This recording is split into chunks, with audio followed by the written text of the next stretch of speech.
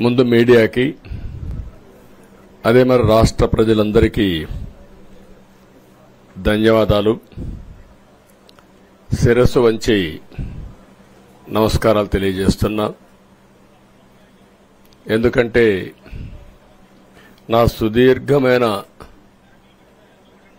రాజకీయ యాత్రలో ఈ 5 సంవత్సరాలు చూసిన ప్రభుత్వాన్ని నేను ఎప్పుడూ చూడలేదు. ఒక రంగం అని కాదు, ఒక వ్యవస్థని కాదు, ప్రజాస్వామ్య వ్యవస్థలన్నీ ఏ విధంగా ఇబ్బంది పడ్డాయో, ఏ విధంగా నిర్వీర్యం చేశారో మనం అన్ని చూశాం.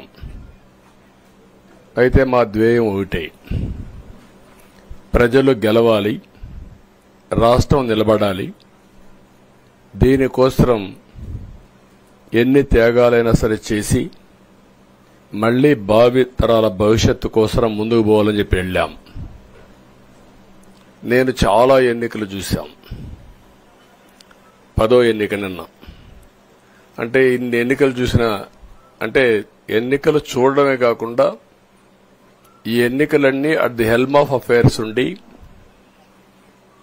ఎప్పటికప్పుడు సమీక్షలు గాని ఇవన్నీ నిర్వహించడం కూడా చేశాం.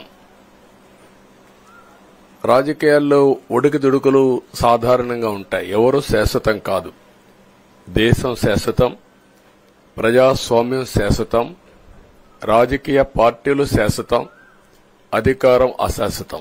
రాజకీయ పార్టీలు కూడా సక్రమంగా ఉంటే మళ్లీ ప్రజలు ఆదరిస్తారు.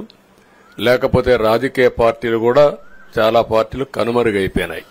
వ్యక్తులు కనుమరుగైపోయారు, రాజకీయ పార్టీలు కనుమరుగైపోతాయి. కానీ ఇంత హిస్టారికల్ ఎలక్షన్ నేను ఎప్పుడు చూడలా.